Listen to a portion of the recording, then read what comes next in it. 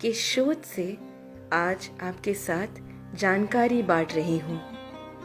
आधुनिक विज्ञान की वजह से हम आज मात्र अपनी उंगलियों पर ही धरती का दृश्य देख सकते हैं। गूगल अर्थ को नमन करते हुए हम आगे बढ़ते हैं। दिखाई देने वाला दृश्य है हमारा भूमंडल ग्रिड के साथ। हमारे पूर्वजों ने भूमंडल में मौजूद उत्तर ध्रुव को सोम ध्रुव और दक्षिण ध्रुव को यम ध्रुव का नाम दिया। यही है हमारा यमलोक और यही है हमारा स्वर्गलोक।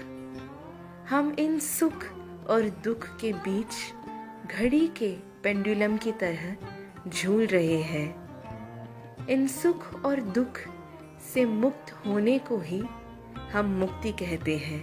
हमें हमारे पूर्वजों का एस्ट्रोनॉमी यानी खगोल विज्ञान पता चलेगा।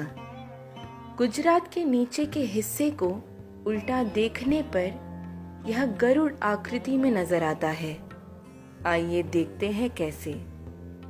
यही है गुजरात। गरुड़ का मुख पे नजर आ रहा आँख ही है हमारा जूनागढ़।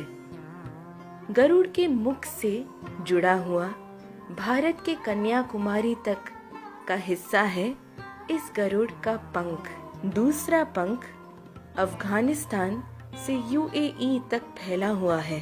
इस गरुड़ के पूंछ के हिस्से में Assam, Myanmar, Bangkok, Hong Kong, Indonesia ये सब आता है। इतना बड़ा गरुड़ ही है श्री विष्णु का वाहन। गरुड़ के आँख में बसे हुए भवनाथ क्षेत्र में सबसे ज्यादा लोग शिवरात्रि मनाने के लिए इकट्ठा होते हैं। कहते हैं कि यह क्षेत्र भगवान कृष्ण ने माया के माध्यम से निर्माण किया था। निर्माण करते समय श्री कृष्ण उनके अत्यंत प्रिय मोर के पंख के आकृति में बनाने को कहते हैं। आप देख सकते हैं मोर के पंख के आकृति का जूनागढ़। गरुड़ के सर पे जहाँ ब्रह्मरंध्र सहस्रार चक्र होता है, वहाँ पर हमारा अति सुंदर सोमनाथ देवस्थान है। इसे वल्लभ भाई पटेल जी ने जीर्णोद्धार करके कलश स्थापना किया था। 1000 साल पूर्व गजनी द्वारा नाश किया गया था यह क्षेत्र। 17 बार लूटे जाने पर भी ऐश्वर्यवान रहा सोमनाथ देवस्थान। इस देवस्थान में एक अद्भुत खगोल विज्ञान है। यहाँ पर एक बाण स्तंभ है। बाण स्तंभ में एक बाण की आकृति है जो दक्षिण ध्रुव की तरफ मुड़कर दक्षिण ध्रुव की ओर इशारा कर रही है और इसीलिए इसे बाण स्तंभ का नाम दिया गया है। इसकी विशेषता ये है कि इसका एरो जो दक्षिण की ओर मुड़ा है, उसका अर्थ है कि दक्षिण की ओर से उत्तर की ओर आने पर जो सबसे पहला तीर्थ क्षेत्र मिला वही बना सोमनाथ देवस्थान। आइए दक्षिण की ओर बढ़ते हैं। आप स्वयं ये देखकर आश्चर्यचकित हो जाओगे कि इस रेखा मार्ग में एक द्वीप भी रास्ते में नहीं आता है और ये सीधा दक्षिण ध्रुव को छूता है।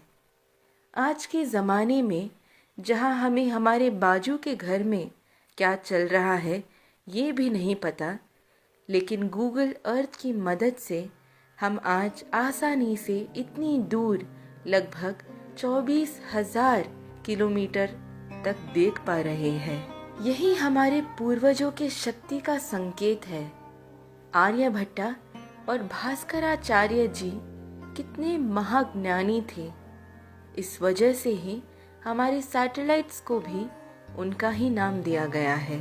हमारे पूर्वजों का मानना था कि मरने के पश्चात आत्मा पहले यमलोक जाता है, जहाँ निर्णय किया जाता है कि यदि वे स्वर्ग जाएंगे या नरक। इसीलिए हमारे पूर्वज मृत शरीर के सर को दक्षिण की ओर रखकर लेटाते थे।